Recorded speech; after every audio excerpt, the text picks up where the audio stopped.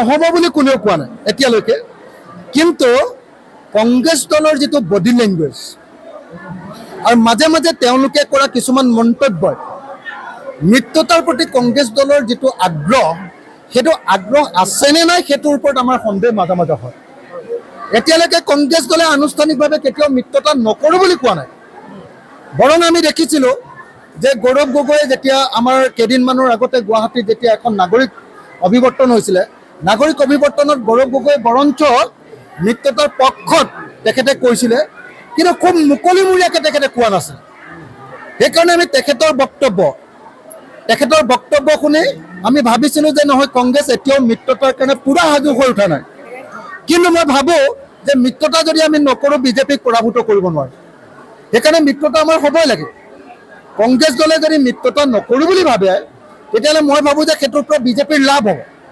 আৰু বিজেপিৰ লাভ হোৱা কাম নিশ্চয় আমি ৰাইজৰ দলেও কৰিব নোৱাৰোঁ, কংগ্ৰেছ দলেও কৰিব নোৱাৰোঁ।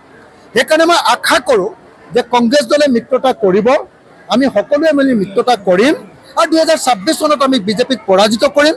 বিজেপিক পৰাজিত কৰিবৰ কাৰণে ৰাইজৰ দল আছিলে, ৰাইজৰ দল আছে আৰু ৰাইজৰ দলে ভৱিষ্যতেও মিত্ৰতাৰ পক্ষত অৱস্থান ল'ব।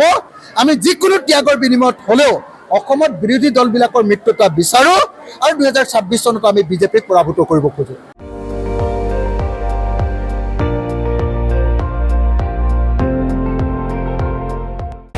আপুনি চাই আছে ND24, সৰ্বশ্ৰেষ্ঠ নহয়, সৰ্বোত্তমৰ দৌৰ।